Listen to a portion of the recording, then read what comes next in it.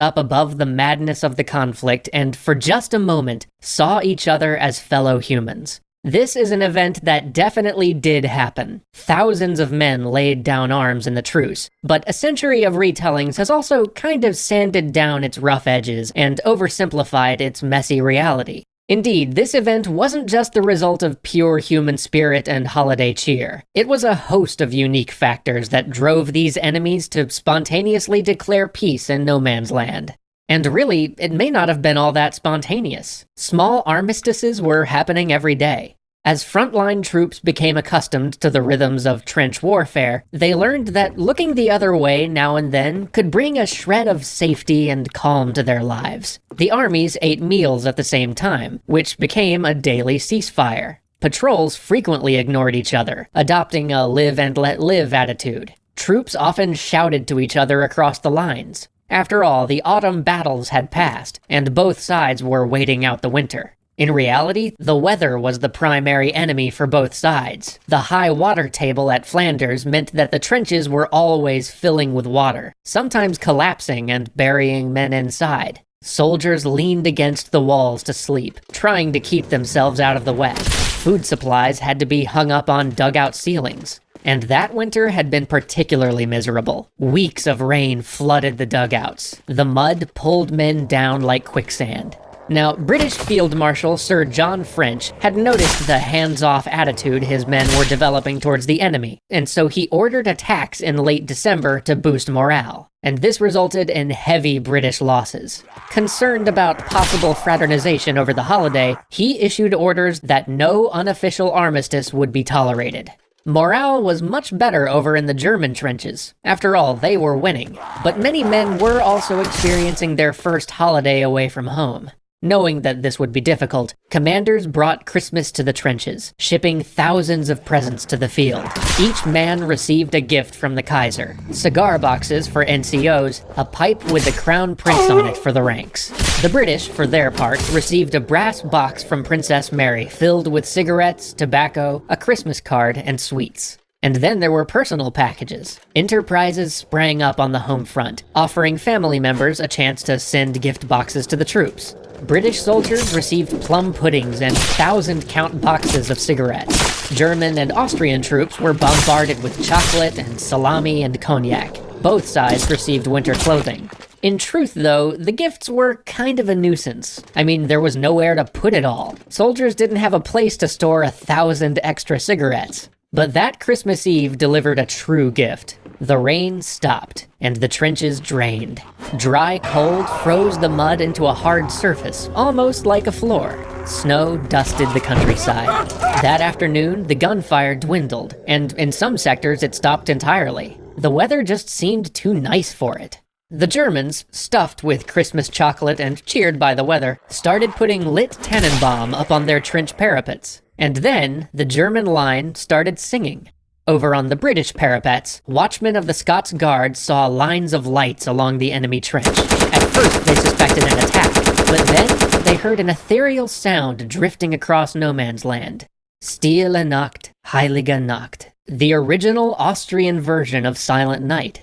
Sensing a challenge, Guards Officer Lieutenant Sir Edward Hulse decided that they should drown this out with their own carol. The sides went back and forth, but soon the competition merged into a harmony of Good King Wenceslas and Auld Lang Syne. The men began shouting Christmas greetings across the line, jokingly at first. A few even stepped out to talk. Hulse didn't know it, but the same thing was happening up and down the entire British line. Agreements formed. In some sectors, the officers met at the wire and shook hands, agreeing to cease hostilities the next day. In other areas, the ranks took the lead, Germans shouting across no man's land, "English, tomorrow if you no shoot, we no shoot." At times, it was just one brave soul walking into no man's land waving a newspaper. These overtures were extremely dangerous. Though peace was breaking out in certain areas, it didn't happen everywhere. One British regiment responded to German caroling with a machine gun blast. Some unarmed soldiers were gunned down trying to broker this holiday armistice. But in most sectors, the ceasefire held. This truce mostly happened between German and British units. The French and the Belgians, whose countries were under German occupation, were less inclined. There were agreements to bury the dead and cease hostilities, but not as much fraternization. Yet, a Bavarian unit held fire during a French mass, and both sides halted fighting long enough for a guest, a soloist from the Paris Opera, to make a performance. British Indian troops, who were a bit unfamiliar with this whole Christmas deal, saw the lit German trees and thought of their own holiday of Diwali. They held fire, but also held position, until some Germans tempted them out of the trenches with cigars and cigarettes. Soon the men were smoking together on the parapet. That Christmas night, the troops slept in sublime quiet. Christmas Day dawned, bright and cold, the sky clear for the first time in weeks. To their shock, British troops looked across no man's land to see the Germans walking around on their parapets. Such a thing was suicidal in daylight, and that gesture of trust, more than anything, lured a few British out. It was heaven to at last stand up straight and walk on solid earth. Some had ventured into no man's land on Christmas Eve, but in daylight it was impossible to ignore the bodies lying between the trenches. The two sides buried their dead in common graves, grieving side by side in joint services, listening to the faraway sounds of battle from other sectors. And that shared experience broke down the wall. Soldiers milled about together in no man's land, swapping overabundant gifts from home. British beef for uniform buttons, chocolate cake for barrels of beer. They exchanged hats. One German barber gave haircuts. The men chatted. After all, they shared so much in common. They lived in the same fields under the same rain, and they were equally sick of war. Besides, they were curious. What was life like on the other side? Who were these enemies? One British officer was perplexed to learn that his new German friend believed the armies of the Kaiser fought for freedom. That was impossible, the officer responded. We're fighting for freedom. Amid this, Lieutenant Hulse found himself talking to Lieutenant Thomas of the 15th Westphalians, who had something to pass on. A Victoria Cross and a packet of letters. An English officer had died in the German trench during the last attack. Perhaps he could give these to the man's family? Touched, Hulse removed his own silk scarf, a gift from home, and presented it in thanks. Thomas, embarrassed that he had nothing to give in return, sent a soldier to fetch the fur gloves that his family had sent. Up and down the line, men started bringing out footballs. Kickabouts broke out, with men from both sides chasing the ball among shell holes and sliding on the frozen ground. In one sector, a group of Highlanders challenged a Saxon regiment, who burst out laughing whenever a kilt flew up during play. But not all of this activity was goodwill. On both sides, a few used the gatherings to reconnoiter enemy trenches, and both sides used the time to repair dugouts. Of course, for some, this fraternization appeared false. One British soldier flashed his squad mate a hidden dagger, while another refused to smoke German cigarettes, fearing that they might be poisoned. When one squad of Bavarians discussed whether to meet the British, their corporal snapped at them. Such a thing should not happen in wartime. Have you no German sense of honor left at all? They weren't surprised. The night before, the same soldier had refused to join the unit's Christmas service. Corporal Hitler was odd like that. But his disapproval reflected the general's view. This was exactly the situation that Field Marshal French had feared. Commanders dispatched senior officers to threaten disciplinary action and insist that the men restart the war. In some sectors, the armistice came to an orderly close. Officers from both sides saluted and fired revolvers into the air, signaling that, all right, the war was back on. In a few places, troops resisted until nearly to New Year's Eve, but the generals would not have it. German command dispatched snipers to break the ceasefire. French ordered an artillery barrage, letting the machinery of war roll over the human connections of the frontline troops. Nothing like this Christmas truce would happen again. The generals wouldn't allow it. On Christmas Eve 1915, British officers ordered a 24-hour artillery barrage. Men who tried to form a truce were court-martialed. Machine guns drowned out German carols. But the generals needn't have bothered. The spirit of that truce was unique to 1914, a symptom of a young war. By Christmas 1915, those troops had experienced chlorine gas and creeping bombardments. Zeppelins were bombing London. The Battle of Verdun would end just before the holiday, leaving 750,000 casualties. Indeed, many of the men who celebrated in no man's land that day would never see another Christmas. One of those unlucky ones was Lieutenant Sir Edward Hulse, who had sung carols and given a German officer his silk scarf. He died 3 months later while trying to save a wounded comrade. He was 25. And yet, Hulse is not remembered today for his military achievements, or even the book of letters that his friends published after his death. He and so many others are remembered for a victory entirely their own, when a group of brave men ventured into the line of fire, trusting their enemies not to shoot, and believing that humanity was better than the bonfire it had built for itself. Happy holidays, everybody.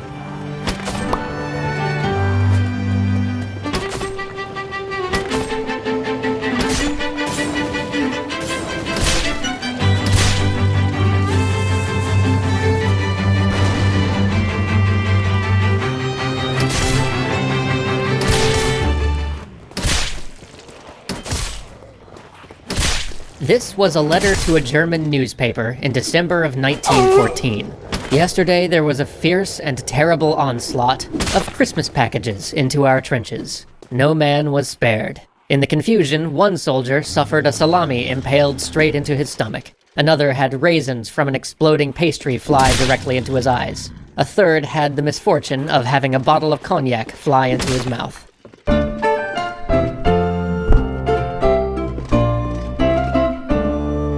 This little holiday special is brought to you by World of Tanks. Use the invite code ARMISTICE if you're a new player who wants to check out the game.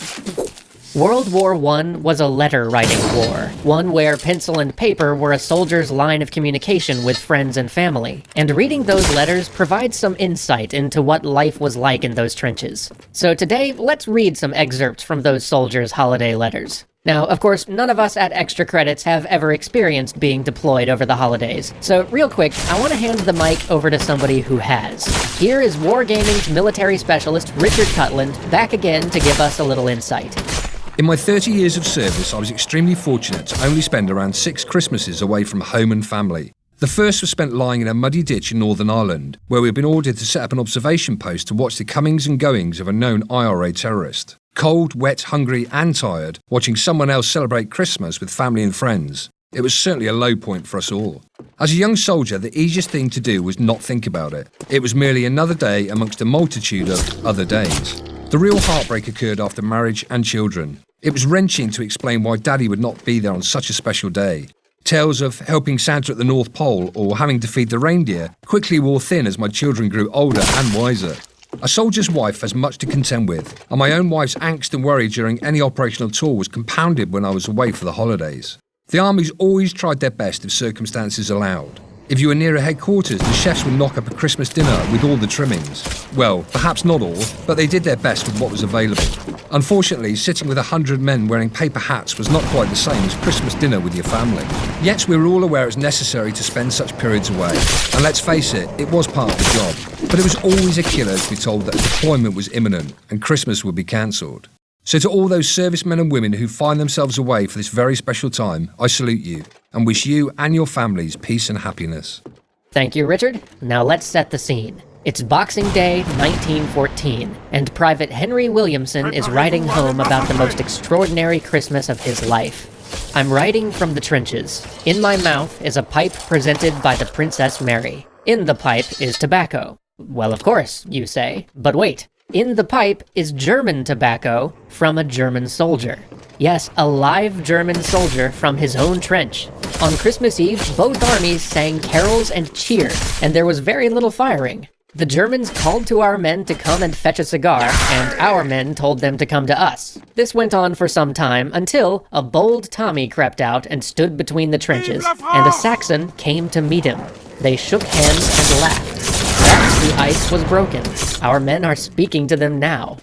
German Corporal Joseph Wenzel was similarly amazed at the gathering. Writing, "What I believed to be madness several hours ago, I could see now with my own eyes. Bavarians and English, until then the greatest of enemies, shook hands, talked, and exchanged items. A single star stood still in the sky directly above them, interpreted by many as a special sign from heaven. More and more joined, and the entire line greeted each other. For the rest of my life, I shall never forget this scene," which goes to show that human feelings continue to go on, even if, in these times, men do not know anything but killing and murdering. But not everybody held fire. British rifleman John Erskine's unit was fraternizing in no man's land when a soldier, disobeying his officer's order, shot one of the Germans. He writes, "The Germans immediately replied, and instead of firing on where the shot came from, they fired at the first person they saw. Unfortunately, this happens to be one of our corporals, who was shot through the head." A most regrettable fact connected with the affair was that he has 3 brothers in the battalion, and it must have had a disheartening effect on them. The Germans apologized both sides to abandon their trenches. He wrote, "Frenchmen and Germans looked at each other and saw that they were all men, no different from one another. They smiled, exchanged comments. Hands reached out and grasped. We shared tobacco, a canteen of coffee, or Pinard. One day, a huge devil of a German stood up on a mound and gave a speech, which only the Germans could understand word for word, but everyone knew what it meant because he smashed his rifle on a tree stump, breaking it in 2. Applause broke out on both sides. Meanwhile, our big-shot leaders were in a furor. What in the Lord's name would happen if the soldiers refused to kill each other? German soldier Airman Bauer, also present, was thinking much the same. He wrote, "The infantry does not shoot anymore, just the crazy artillery. The masters make war, they have a quarrel, and the workers, the little men, have to stand there fighting against each other. Is that not a great stupidity?" Once again, senior officers broke the truce with artillery and court-martial threats. The fighting began again, and Barthas would spend 3 more Christmases at war. The same was true for many others. In fact, Christmas of 1916 brought Canadian infantryman John McLean his first taste of combat. He wrote, "Dear Mother, I haven't written for over a week now, but I couldn't very well. We went into the trenches on Christmas Eve and were in for 6 days. It was not too bad at all, far better than I expected. All our fellows came out fine, except Jack Ivner, who got a machine gun bullet through the leg. The noise was awful, but a person will get used to that after a while. I spent Christmas Day in a dugout. If I live to be 300 years old, I will never forget this Christmas week. One night, I was going up a trench, and I saw a big gray cat sitting on the parapet. I'd like to tell you more, but I can do that when I get home. Now you are doing too much worrying. We are all right if a man is careful." A month later, he was dead. Meanwhile, another Canadian, Jack Davey, was having a bittersweet Christmas. He had come home after months in a POW camp, only to find himself at a military hospital in Toronto, thousands of miles from his new fiancée. He wrote to her on Boxing Day, "Darling Kitty, many thanks for the letter, the card with Christmas wishes. We had quite a snowstorm on Christmas Eve. It's quite a novelty to see a real white Christmas. Yesterday was a lovely day. On the whole, I had a good time, but I hope next year won't be such a disappointment for us, sweetheart. Surely this rotten luck of being separated at Christmas can't go on forever. 1 week has passed since I was measured for my leg. I wish that I could have it by the new year so I could start the year on both feet again. It will soon be 2 years since I walked like a human being. It seems a long time to talk about it, but I can picture those fields and in I can see the exact spot where I fell, as though it only happened yesterday. I guess it'll be a long day before I forget it. But I hope that all the dark days are behind us now, sweetheart. We just have to be happy and live long to make up for it all." As the war ended and the veterans trickled home, that is exactly what they tried to do. Yet their holidays spent in the shadow of dugouts would never fully leave them. There are so many letters like these. Honestly, deciding which ones to include was the hardest part. But if this happened to capture your imagination, try something later. If you go home for the holidays, or if you happen to already be there, ask your relatives if they have any old letters lying around. It's possible that the next story from the trenches might come from your own family. Happy holidays, everybody. We'll see you next year. Forward! Cannibal! September 1918, Camp Devens, Massachusetts. The man on the autopsy table has turned blue. Dr. William H. Welch nods to proceed. His colleagues reach for the bone saw and begin to open the rib cage. The man's lungs are heavy. Welch and his colleagues lean in as they're opened. The lungs are so full of fluid that it's traveled up the trachea. The man had drowned in his own body, just like the others. Welch needs air. He opens the door and stumbles around men lying on the floor. There are no longer enough beds in the hospital. 6,000 men crammed in a facility meant for 1,200, and they're turning blue.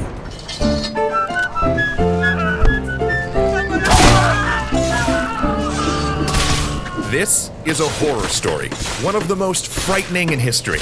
In 1918, a new disease emerged. We still don't know exactly how or where it first began infecting humans, but within months, it would spread across the planet, from the trenches of the Western Front to the most remote villages on Earth. It infected a third of the world's population and killed between 50 and 100 million people. To put that in perspective, the low estimate would make it twice as deadly as World War I, while the high estimate would mean it killed more than both world wars combined.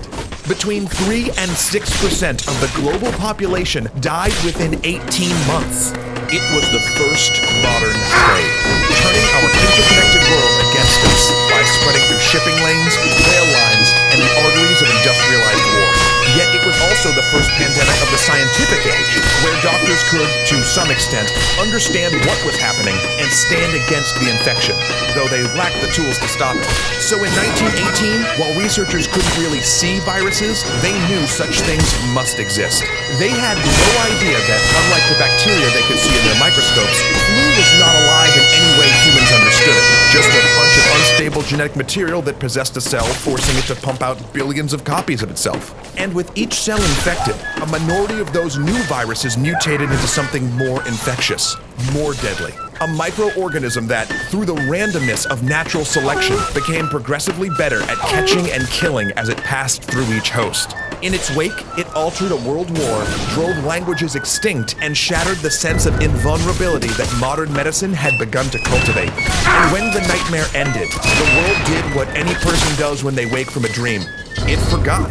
But forgetting is something we can't afford, because the virus that ravaged the world in 1918 is still out there, still mutating, and it will return. Yet, despite its impacts, we still don't know where the pandemic originated. But there are theories. Canada, 1917. A train races across the plains. Military guards are instructed to keep civilians away from the locomotive. If they see what's inside, there may be a riot. These cars, designed for cattle, contain the men of the Chinese Labor Corps, pawns in a political gambit. Until recently, the young, fragile Republic of China had remained neutral in the First World War. With so many foreign countries holding territory within its borders, joining the conflict risks making their homeland a battleground. But neutrality was not tenable. Japan, one of the allies, had used the war as a pretext to move troops into Chinese territory and demand control of the Chinese government. To thread the political needle, China had declared war on Germany. Hopefully, the other allies will now protect China from Japanese aggression and give it a seat at the post-war negotiating table. It may even get its occupied territory back. But to maintain a shred of neutrality, these Chinese recruits are barred from combat. They would dig trenches, lug ammunition, and clear minefields. So here they are, shipped to Canada, crammed on train cars, and traveling overland to a troop ship in Halifax. But there's something else among them. A respiratory disease that had ravaged northern China the previous year. A winter sickness severe enough that some victims coughed blood and turned blue. First, one recruit begins to cough, then another. One by one, they fall ill with splitting headaches and chills. Crammed into the cattle cars, there's nowhere to run. Nowhere to isolate the sick. They beg the guards to let them get off and seek medical attention. But due to the rampant anti-Chinese sentiment in Canada, the guards have their orders to keep the passengers a secret. By the time they reach Halifax, 3,000 have to be placed in quarantine. Doctors give the sick nothing but castor oil for sore throats and load the rest of the recruits onto the troop ships for France. Those men aren't sick. Yet. But flu victims are contagious days before presenting symptoms, meaning the British Empire has just delivered pandemic flu to the trenches. If that is, it was flu. Because another emergence is about to occur in the unlikeliest of places. March 4th, 1918, Camp Funston, Kansas. Like every military base in America, Camp Funston is overcrowded. Cannibal! The second largest training center in the country, Funston's 56,000 men live in barracks and tents, each waiting to be rotated to duty in the US or France. Diseases always break out when recruits muster for war, so it's no surprise when a private, a cook no less, reports for sick call with influenza. By noon, 107 other soldiers have joined him. Within 3 weeks, it'll be over 1,100. Alarming, sure, but this is wartime. Camp outbreaks happen. Even as 20% of the patients develop pneumonia and 38 die, doctors see nothing abnormal. But they're missing a key piece of the puzzle. A month before and 300 miles away, the lone doctor in Haskell County, Kansas had watched flu kill dozens of his strongest, healthiest patients. Its rapid pace and high fatality rate alarmed him so much that he contacted the Public Health Service and published an alert in the National Health Journal, but no one listened. The paper's obituary page was unusually busy that February, but alongside the reports of death and illness were heartwarming articles. Soldiers from Haskell County were departing for boot camp or visiting home one last time before deployment, all headed to Camp Funston, and from there to France. 2 weeks after the first case at Funston, 10% of recruits were reporting sick at 2 camps in Georgia. By the end of the month, 24 of the 36 largest military bases in America had cases, along with 30 major cities. No one noticed. Yet. Army Medical Department, Washington, D.C. Dr. William H. Welch was tracking an epidemic.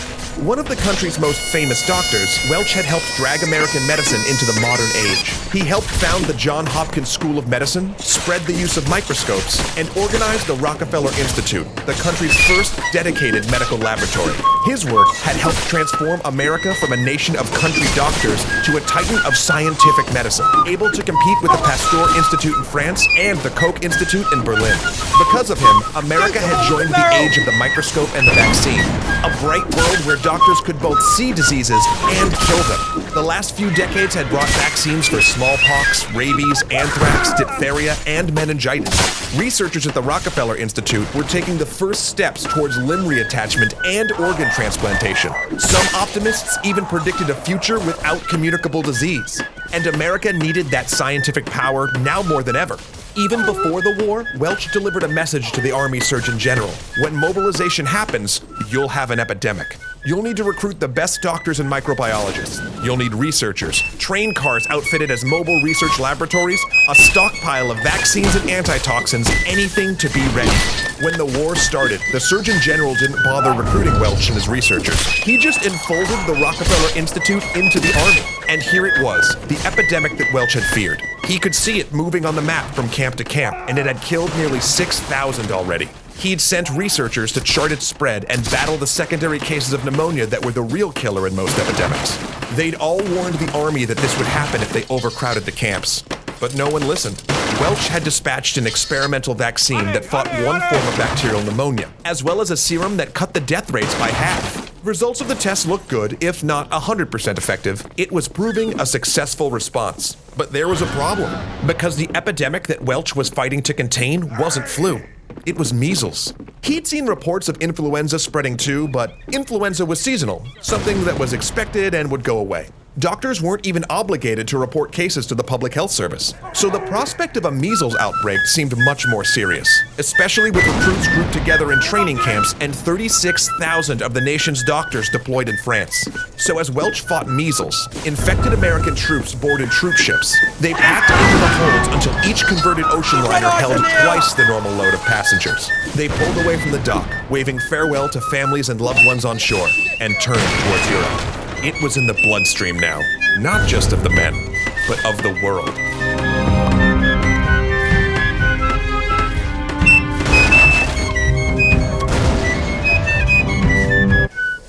It stalked into camp when the day was damp and chilly and cold. It crept by the guards and murdered my pards, with a hand that was clammy and bony and bold. And its breath was icy and moldy and dank, and it killed so speedy and gloatingly greedy, that it took away men from each company rank. Private Joshua Lee, 34th Infantry Division, 1919. Move out! When we left off, the 1918 flu was aboard troop transports headed for the battlefields of France. And though this first wave of the virus was comparatively mild, its time in the trenches would reforge it into a hardened killer of men and help tip the balance of the war.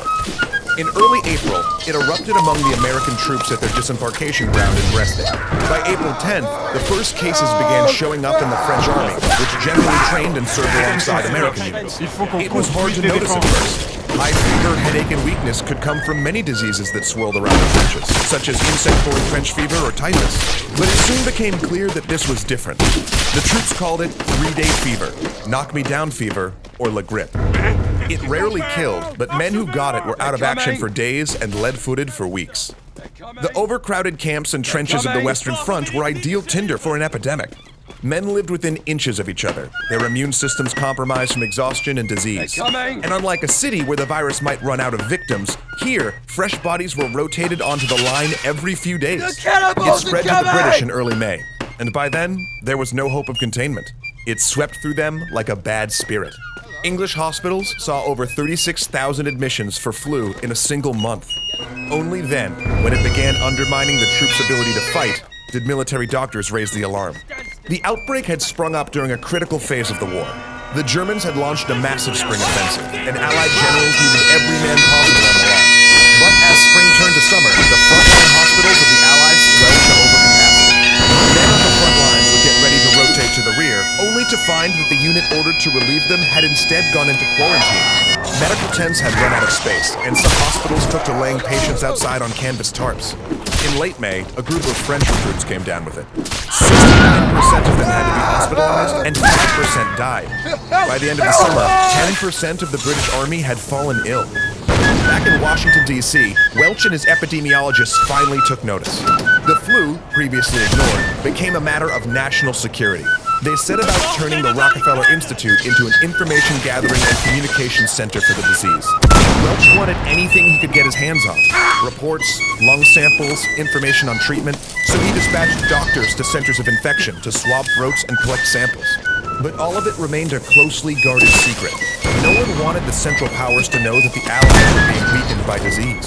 Upon entering the war, both the US and Britain had clamped down on the press with unprecedented censorship measures. When American officers denied or minimized reports of the flu, newspapers at home accepted it without question. The British, for their part, tried to strangle any mention of the spreading plague. But with the virus now infecting the civilian population, news of an epidemic started to leak. In May, the virus arrived in Madrid, and since Spain was neutral, it wasn't subject to wartime censorship. There, the flu made front-page news, especially once it infected the king. It whipped through Spanish cities, passing from person to person so fast that local wits named it after a hit opera song, The Naples Soldier. It was as catchy as the song, the joke went, just more deadly. International newspapers picked up the story on the Madrid outbreak and, erroneously, assumed the disease had originated there. And from those articles, the killer gained another name, the Spanish flu. But it wasn't just the Allies covering up the flu's impact. On the other side of no man's land, the German commander, General Ludendorff, was also wrestling with the disease. Ludendorff had gained day-to-day command of the German military in 1916, along with a huge amount of political power, and he'd used it to embark on a bold plan to save the Kaiser and Germany. And to be honest, it hadn't gone so well. First, he planned to crush the Allied supply lines with unrestricted submarine warfare. Instead, it had helped drag America into the conflict. Now, 84,000 Americans were arriving on the Western Front each month. But that would be a surmountable problem if he could knock Russia out of the war and free up the troops fighting on the Eastern Front. Luckily for him, a revolution had broken out against the Tsar. And to fuel the chaos, he helped transport a famous Bolshevik revolutionary, one Vladimir Lenin, back to Russia. The plan worked. Kinda. Ludendorff had hoped the strict peace terms he'd foisted on Russia would scare other allies into opening negotiations. But instead, the harsh treaty only had convinced them that peace was not possible until they achieved total victory, and forced an equally punishing treaty on Germany. But at least Ludendorff now had his 50 divisions from the Eastern Front, and he'd use them for one more, all-or-nothing shot at winning the war. He'd retrained the freed-up veterans as assault specialists, stormtroopers, and launched his massive spring offensive in hopes of securing victory before the Americans arrived in force. As the offensive began, Ludendorff's army had better trained troops, superior tactics, higher morale, and for a brief time, numerical superiority. And at the beginning, it all went so well. German troops had captured more territory than they had since 1914 and driven a wedge between the British and the French. But the Allies had held strategic port roads and railroad junctions. All the ground that Ludendorff captured was worthless, shell-churned dirt. And they'd taken a lot of casualties. So the next phase of the operation was critical. But as he began to organize for a final push, his generals requested a delay. The German army, you see, had the flu. They'd caught it in June, probably from a British prisoner of war, and by July it was sweeping the ranks. German troops, their systems already weak from food rationing, appeared especially susceptible to infection. 500,000 soldiers were sick. In some units, a quarter of the men were too ill to fight. Ludendorff delayed the attack 5 days. After that, the commanders would just have to deal with the reduced unit strength. Meanwhile, the Allies, who had caught the flu earlier in the spring and summer, were recovering. Despite sickness, exhaustion, and casualty depletion, on July 15th, the German army marshaled for their one last attack. A rolling bombardment pounded the French and American lines as they advanced. Stormtroopers rushed behind with fast-moving infiltration tactics. Gas shells turned the battlefield into a chemical hell. But the French, British, and Americans held and counterattacked. And they would keep counterattacking for 100 days, pushing the Germans back step by step. Ludendorff had failed. Within weeks, he was shut in his office, suffering a nervous breakdown. And by October, he was fleeing across the Swedish border in sunglasses and a fake beard. Now, it would be wrong to say the flu defeated Ludendorff's spring offensive because there were other factors. It was an overambitious operation with a nebulous goal. He kept changing the objectives, units outran their supply lines, and he lost too many men. But German accounts do suggest the flu bled the army's manpower and resolve at a critical moment. And just as it had tipped the balance, it was gone. In August, British hospitalizations fell to the point that they had declared the epidemic over. But it wasn't over. For as the balance of the war was shifting, so were the virus's genes. Even today, no one's sure what happened. Perhaps the original, deadly virus had temporarily mutated into a mild strain, only to have its lethality re-emerge. Or it may have infected someone, even an animal, that had a different version of the flu and the two viruses combined. It's even possible that, as it passed through millions of soldiers, this avian virus was gradually adapting itself to human hosts. Most frightening of all, the war itself may have given it a nudge, because the soldiers the flu infected had been exposed to a chemical agent known to cause genetic mutation: mustard gas. The soldiers' throat and lung cells laced with chemical weapons may have helped increase the rate of genetic shift and raise the likelihood that a new strain would develop. However it happened, the virus that emerged from the trenches was both highly contagious and severely lethal. It could kill within 24 hours of presenting symptoms, drowning a patient in their own fluids. And while common flu strains primarily kill the very old and very young, the 1918 flu struck people down in the prime of life. The mild first wave was over, and the second lethal wave was about to begin. In fact, it was already making itself known on the troop ships delivering soldiers to nations across the globe. The Naples soldier was on the march.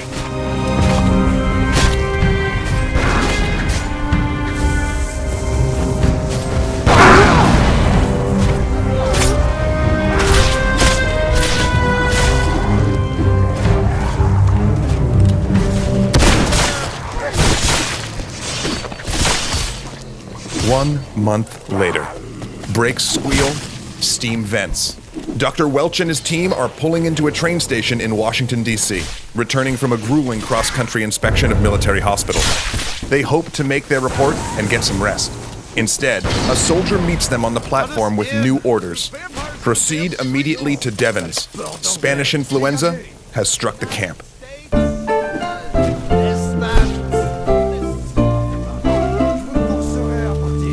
8 hours later, Welch and his team arrive in Massachusetts. They find Camp Devens paralyzed. Patients fill each inch of hospital space, turning blue and coughing so hard they tear their abdominal muscles. They hemorrhage blood from their noses and scream in fevered delirium. In extreme cases, the disease has ripped tiny holes in their lungs. Oxygen leaks out, collecting beneath the victim's skin, so they crackle when nurses roll them over, like the pop-snap sound of rice syrup. What is happening? All training has stopped. Recruits that aren't sick have been put into service caring for those that are. Nearly half the camp's medical staff is ill. Some didn't even show symptoms, they just collapsed. These sudden onset patients often die within 12 hours. Those that avoid that quick death are falling to secondary pneumonia infections. The Army has arranged special trains to take away the dead, and it's already showing up in Boston. After a marathon session of autopsies revealing lungs full of frothy blood, the team turns to Welch. He's the head of the American Medical Association and has studied rare diseases on 3 continents. Shaken, Welch says, This must be some kind of new infection or plague. Then he runs out of the room, stepping around sick men to get to a phone. He calls his boss, Army Surgeon General Gorgas. "This is going to spread," he says. "The Army needs to shut down troop movements and expand hospital space now." Then he calls the Rockefeller Institute and orders Dr. Oswald Avery to report to Devens. Avery is a peculiar man. Like Welch, he'd shown no interest in marriage or family, but unlike Welch, who schmoozed at private clubs and vacationed in Atlantic City, Avery had no hobbies or social life. He is a single-minded obsessive who lives in an apartment next to the Institute and talks only about his work. If anybody could find the pathogen responsible, Avery could. But they have so little time. Several things need to happen, Welch reasons. They need to figure out how the disease spreads and how to kill it, and whether they could do anything to stop it. They need to identify the pathogen, the bacteria or toxin that caused this disease, so they could develop a serum, antitoxin, or vaccine. And that was Avery's task. Avery, who had done such good work on the pneumonia serum they'd tested in the summer, which might come in handy given all the secondary pneumonia cases. But Welch and his team weren't the only ones hunting for the pathogen. Long Island, New York. The speeding Board of Health car fishtails down the dirt road. Inside it sits the most unusual pair in American medicine. In the passenger seat, hanging on for dear life, is Dr. William Park. Behind the wheel, with her foot firmly on the accelerator, is the lab's assistant director, Dr. Anna Williams. The two seem almost polar opposites. Where Park is religious, Williams doubts. He's a gentleman born to high society, where she prefers driving fast cars and riding shotgun on stunt planes. But in 25 years of collaboration, they've won fame for their work on polio, rabies, and diphtheria, which is why they're speeding towards an army base. If American doctors hope to produce a vaccine or serum to fight this new disease, they need Park and Williams. No one, not even their rivals at Rockefeller, can produce vaccine in the quantities Park can. If they isolate the pathogen, he can inject it into a horse, then draw the blood and extract the equine antibodies. And Park has a lot of horses. It's how they made enough diphtheria antitoxin to supply every doctor in New York free of charge. They park the car, tie on their masks, and get to work. Within hours, they're heading back to the city. The back seat stuffed full of throat swabs, blood samples, and lung tissue. Both teams are looking for the same thing, Bacillus influenzae. 16 years earlier, the German physician Richard Pfeiffer had identified it as the cause of influenza, a discovery so momentous that the microbe was nicknamed Pfeiffer's bacillus. But Pfeiffer's is difficult to identify and isolate. A tiny error in preparation can ruin the sample, so finding it takes time. Meanwhile, Army epidemiologists are tracking the spread of the disease. They could actually chart it on a map, jumping from base to base along shipping routes and rail lines. Boston, Philadelphia, New York, New Orleans, Puget Sound, the Great Lakes. Sometimes men became so sick in transit that they had to be carried off the ships and trains when they reached their destinations. Their initial investigation suggests it's severe influenza. That means it's airborne and can survive for hours on hard surfaces. The large number of secondary infections indicate that it suppresses the immune system. Surgeon General Gorgas tries to raise the alarm. He insists his superiors freeze all transfers and stop the troop ships.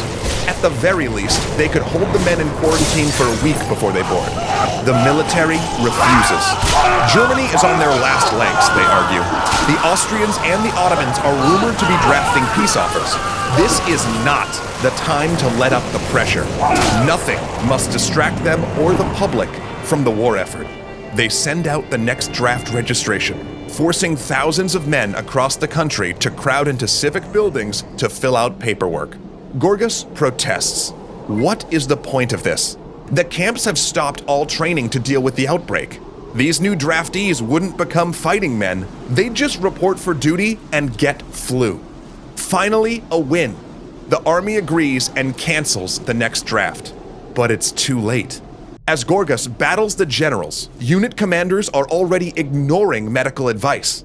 At Camp Grant, a doctor sits in the commandant's office telling his commander that the overcrowding situation is dangerous. He's ignoring regulations. Too many men in the barracks and on transfer trains. The commandant's answer will seal his fate. In 2 weeks, the doctor will be back in this office, telling him that 500 men are dead. The last troop train they'd sent had turned into a plague train. A quarter of the transfers had to be hospitalized, and the camp had run out of coffins. Upon hearing this, the commandant will order the doctor out of his office, draw his pistol, and take his own life. But that is 2 weeks from now. At this moment, he says the overcrowding is necessary. This is war, doctor. But as bad as things are in the military, they're worse on the civilian front. The head of the Public Health Service is in denial. He issues a useless notice on how to avoid influenza and collects some statistics, but does nothing more. The military worries that raising public awareness of the flu will damage morale, and he's not a man to stand up to the military, and he's not alone.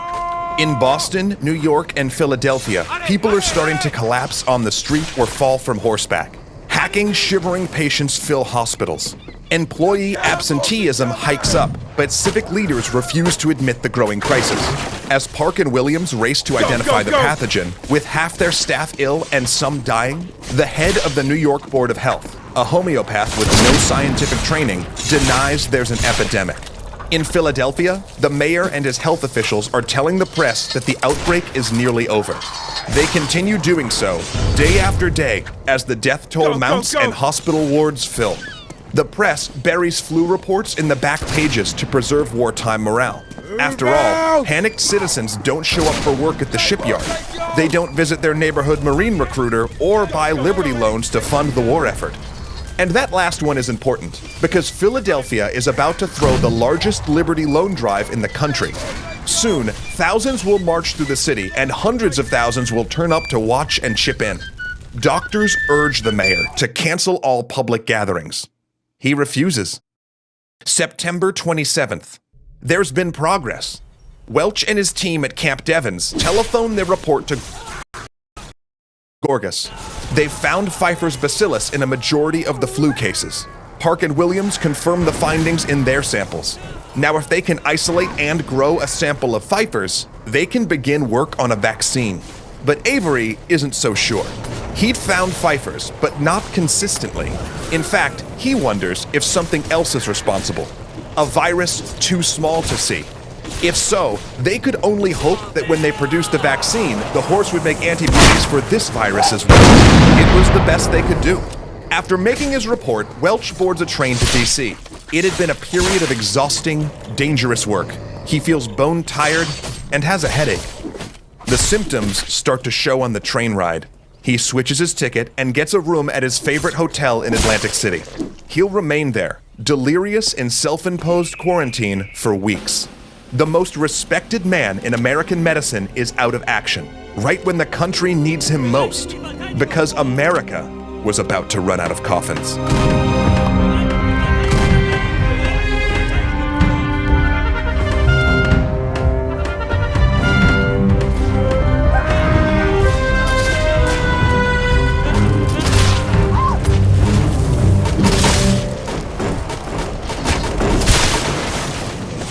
September 28th, Philadelphia. The Liberty Loan parade is in full swing. Thousands march in the streets. Hundreds of thousands watch. Few know that health officials have pressured the mayor to cancel the event. Women wave flags. A child sits on his father's shoulders. The crowd falls silent for a simulated bombing run. Airplanes buzz overhead. Anti-aircraft guns fire blanks into the sky. The crowd, necks craned, tries to imagine what it's like to be in mortal peril. Little do they know, they already are.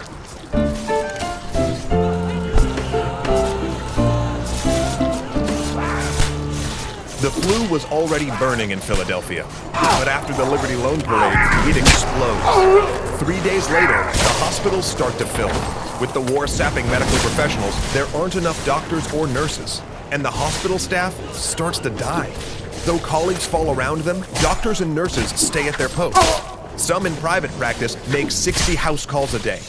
Over 1,000 die that first week, and in 3 weeks, the death toll approaches 5,000. The dead quickly begin to overwhelm Philadelphia. Morticians post staff at hospitals to free up beds the moment victims expire. If a patient starts turning blue, nurses tag them for the morgue. It saves time. But the morgue is out of space and refuses to accept more bodies. Workers keep doors and windows open to dissipate the stench, and fluid runs out the door and into the gutter. The Catholic Church gets involved, mobilizing clergy to help clear the backlog. When the priests enter the morgue, they find 400 bodies. They're everywhere, lying on desks and stacked in corners. The building is at 12 times its maximum capacity. Things are no better at graveyards. Pre-burial vaults are full. The city has run out of coffins and wood to build coffins. People use wheelbarrows and potato sacks to bring loved ones to the cemetery, then leave them there. Once again, the church steps in, hiring a construction crew to dig trenches with steam shovels. They stack the coffins 2 deep while recording exactly where each person is buried. At night, citizens hear them reciting Latin prayers over the mass grave. But that took time to organize. And for weeks, thousands are not buried at all. With hospitals, morgues, and cemeteries refusing to accept corpses, people have to live with the dead in their homes. And many families are so ill that they can't move a corpse at all and simply sleep, eat, and live next to the deceased. Weeks in, Philadelphia leaders finally rent a warehouse as an overflow morgue. Organized teams of policemen and priests circle the city, collecting the dead in horse-drawn carts. Philadelphia would be the worst-hit city in America, with 500,000 cases. By the end of October, the city government almost ceased to function, and private citizens stepped in to run the response. People volunteered cars as ambulances and worked as dispatchers at medical phone banks, a primitive 911. But just up the coast, it was a different story. While the head of New York's Board of Health had been slow to respond, the city had experience fighting epidemics like polio and tuberculosis. The Public Health Service had a major presence and experience screening and quarantining people at the Port of New York. In fact, the port had started quarantining ships the moment reports of the flu arose on the Western Front. But the war made full quarantine impossible. The city instituted laws criminalizing spitters and people who failed to cover their mouths when they coughed or sneezed. They posted notices urging the sick to stay home under voluntary quarantine, report illnesses to a doctor, and they called for people to wear gauze masks. The Board of Health surveyed neighborhoods to track the spread. They set up medical centers that dispatched doctors and nurses on house calls. And most importantly, they convinced businesses to stagger working hours and shopping times, reducing crowds on public transit. But even in New York, the press continued to minimize the outbreak in order to protect morale. And it was the same in cities and towns across America, even as the disease spread west. Newspapers would claim there was nothing to worry about one day, and then the next announced that all public gathering places were closed. The result was uncertainty and fear. Everyone knew newspapers were covering it up. People could see the obituaries. They saw the Red Cross ads begging for nurses. Families tracked the flu coming down the rail line or highway via letters and articles buried in the back pages. It was in the next state, the next county, the next town, and finally next door. In this climate of mistrust, rumors grew. One conspiracy theory claimed the flu was a bioweapon released from German U-boats off the Atlantic coast. Another said that the German-owned Bayer Corporation had poisoned its aspirin with the disease. A rumor ran around that dogs carried the disease, and as a result, Arizonians killed thousands of strays and pets. And in San Francisco, a policeman shot a man who refused to comply with new flu mask laws. Evangelist Billy Sunday claimed the disease was a punishment visited upon a sinful nation and held a mass prayer meeting to end the epidemic. Several in the crowd collapsed of flu while praying for deliverance. Whole towns isolated themselves, hiring armed guards. The flu got in anyway, arriving with mailmen and milk trucks.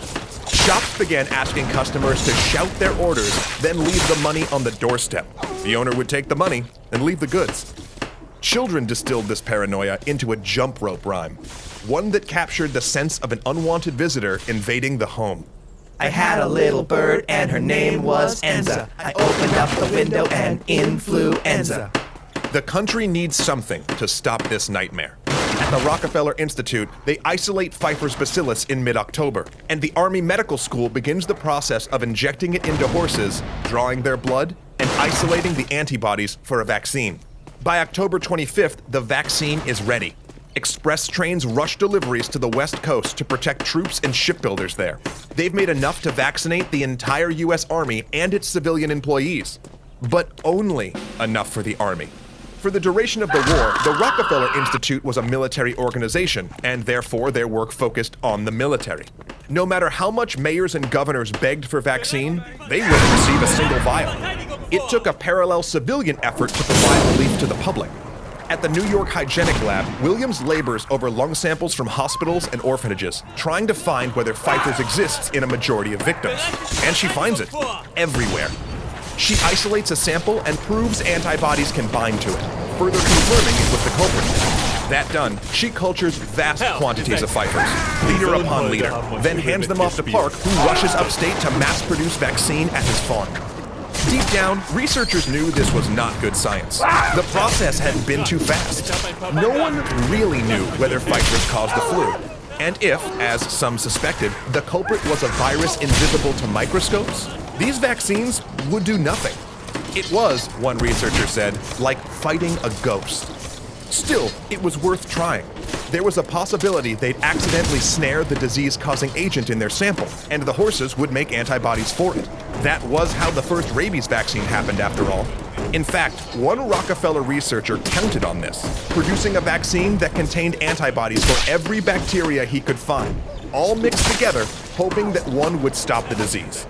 Even as they rolled out the vaccine, Surgeon General Gorgas cautioned it was experimental, and no one knew if it would work. And it didn't. Labs across the country produced dozens of vaccines, and none of them prevented flu. Because flu was, as some feared, an invisible virus. Yet despite that failure, medical science was not helpless. They could do little for patients killed directly by the flu, the ones that turned blue, but they could fight the opportunistic pneumonias that followed. The anti-pneumonia vaccine in serum Avery had worked on during the earlier measles epidemic was effective and likely saved some people. Thousands of troops took it. On the surgical side, doctors developed a new procedure to enter the lungs and drain the sacs of pus that drowned patients. Others used oxygen, x-rays, and cardiac stimulants to support ailing victims. But nurses provided the most valuable care. There were too few doctors, too many patients, not enough medicine, and what treatments they had often took too long to administer en masse. Nurses, on the other hand, could keep patients hydrated, warm, and breathing comfortably. They could ease coughs and lower temperatures. And that kind of long-term care probably affected a patient's survival more than anything a doctor could do in the few minutes they had at each bedside. Added to that, the Red Cross developed a system that predicted the flu's cycle of infection, when it would die down in one area and spring up in another, letting them deploy emergency teams of nurses before they were needed. But as everyone from city officials and the Red Cross responded to the crisis, there was one man who refused to do anything: President Wilson. When briefed about the deadly influenza outbreak, the one question on his mind was whether he should order the troop ships to continue ferrying soldiers to France. He did, and the flu kept killing.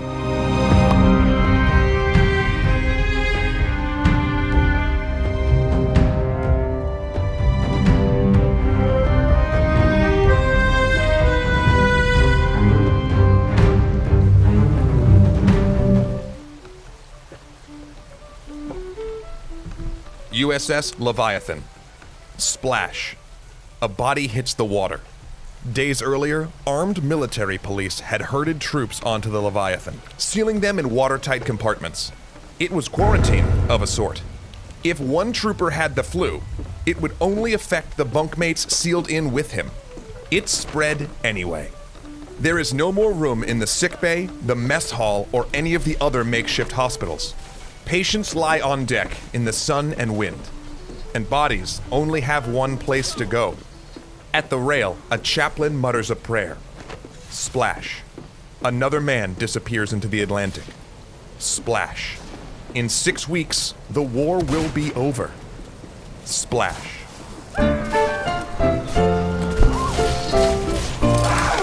Pearl Harbor, October 1940. Admiral James Richardson cables the Chief of Naval Operations, demanding to know why the heck he's here. In April, the U.S. Pacific Fleet had left its home base in California to conduct exercises in the Pacific. Then 1 month in, he'd received orders to issue a press release stating that he was remaining at Pearl Harbor on naval business. He's furious. He has no business here, and what he'd been told would be a 2-week stay has stretched to 6 months. Pearl Harbor is a forward station. It doesn't have the facilities to properly house, supply, or repair the fleet. Re-enlistments are down, ammunition and fuel short, morale has collapsed. Why is his fleet being left to rot? Finally, he gets an answer. President Roosevelt wants the fleet in Pearl Harbor as a deterrent against Japanese attack in the Dutch East Indies and to give America leverage in diplomatic negotiations. The U.S. Pacific Fleet is now a pawn in a high-stakes game, one where Roosevelt, unknowingly, is running out of time.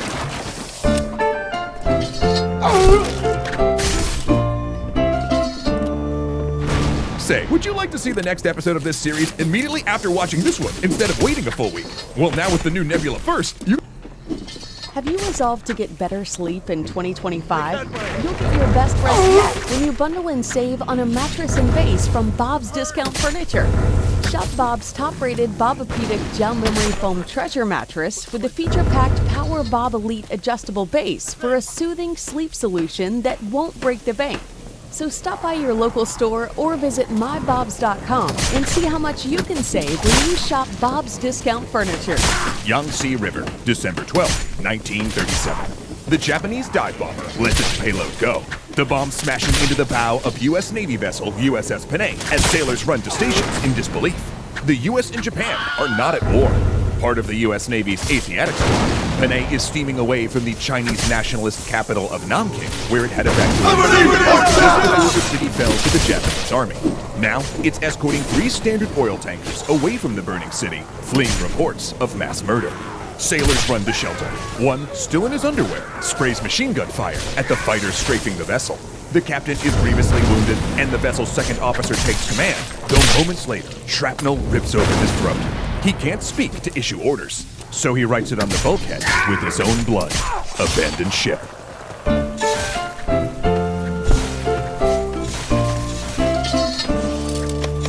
Thanks so much to World Anvil for helping us forge today's historical tale.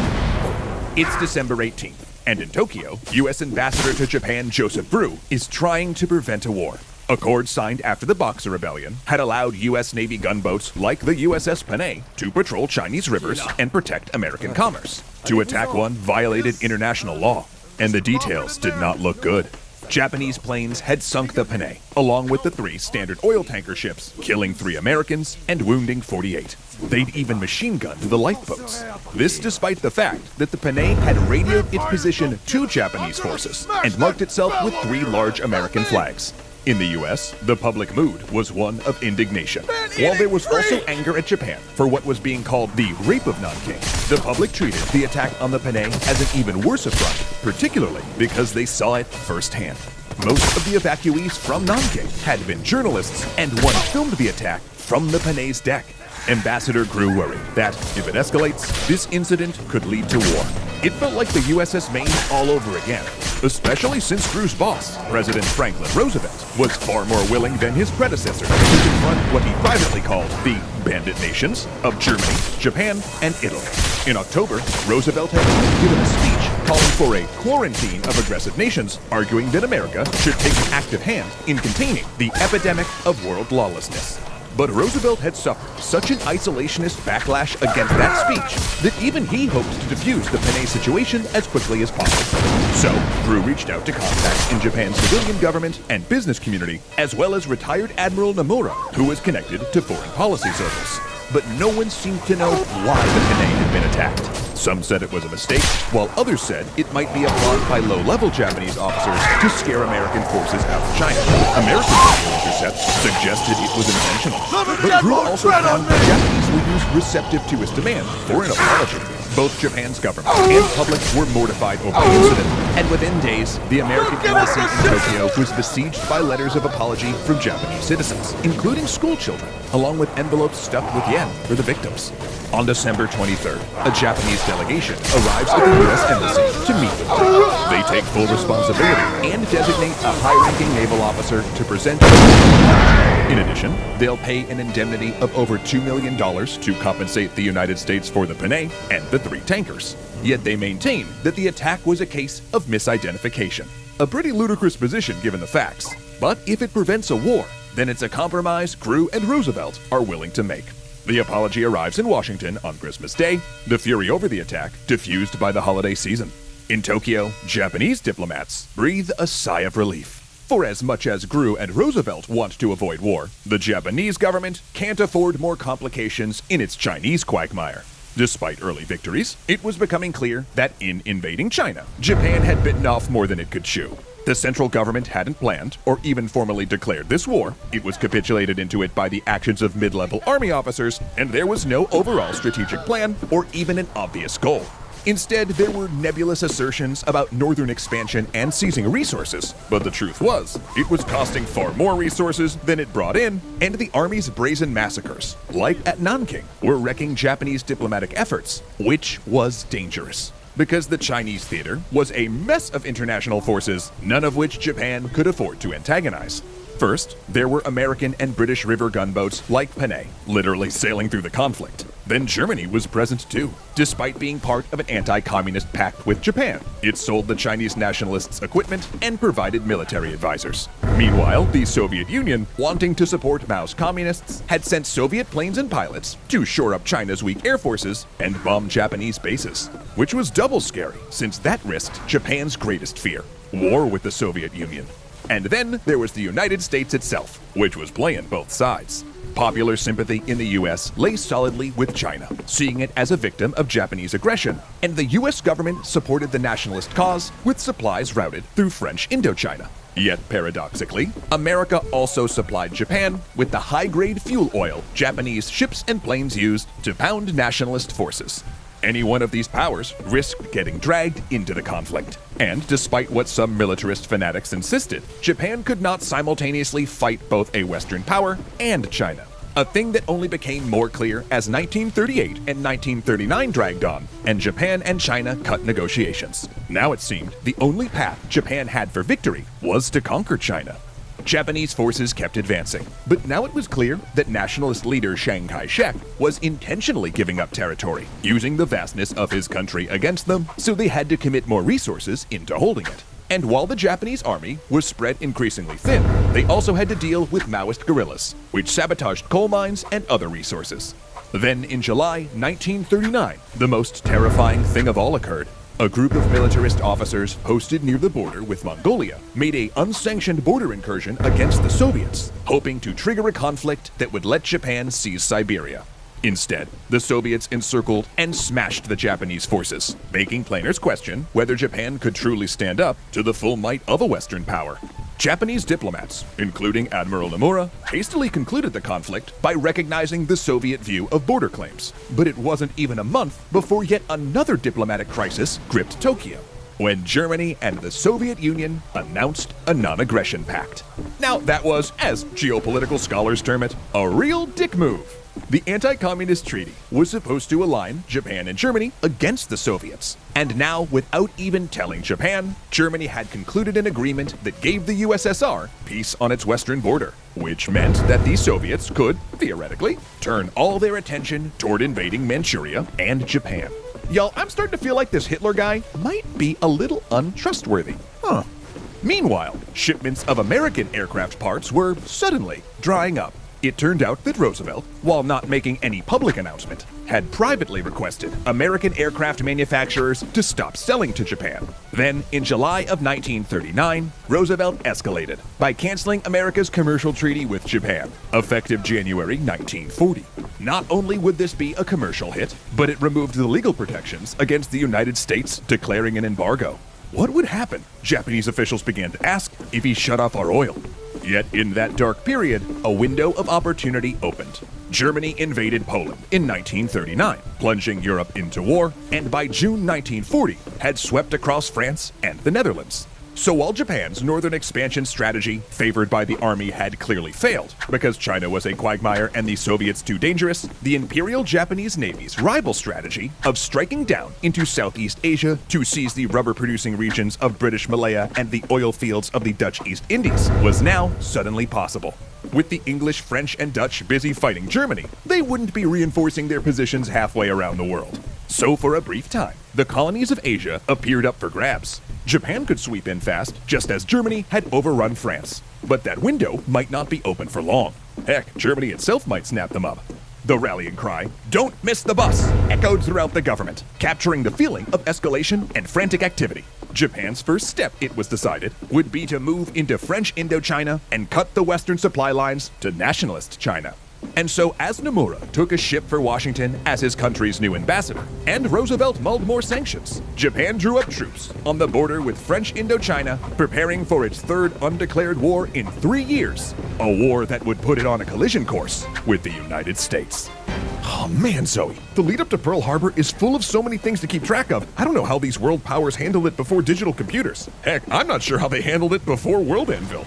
As I'm sure you've realized by now, a bunch of us at Extra Credits have been crafting our own worlds for years now, be they RPGs, novels, or video games. And if you're like us, you know it is a ton of work to keep all of those disparate elements of all your world building projects organized. But then again, if you are also like us, we know that you're gonna absolutely love World Anvil. It's an award-winning toolset used by millions of world builders, writers, and gamers that help you create, store, and organize your world setting. And truly, I cannot say enough good things about this toolset. It's like a freaking secret weapon for world design. You can use it to craft entire RPG campaigns or track timelines, family trees, diplomatic relationships, etc. Add awesome interactive elements to maps to help bring your story to life, organize your thoughts and worlds with their nifty and linkable freeform whiteboard feature, and then once everything is forged, you can easily share what you built with your readers, patrons, players, or whoever you want. In other words, it's exactly the tools that let me focus on the fun parts of world building, and that's the whole dang point after all. Plus, with over 25 just amazing looking visual themes, it's perfect for all genres, from sci-fi to fantasy to space opera to historical fiction. And I gotta say, that has all come in handy in my genre-shattering Rifts, Elden Ring, Gungeon, Stargate, Kingdom Hearts, Sonic the Hedgehog, Jim Carrey filmography, and Dino Riders 17th century rom-com mashup campaign that has just reached its endgame,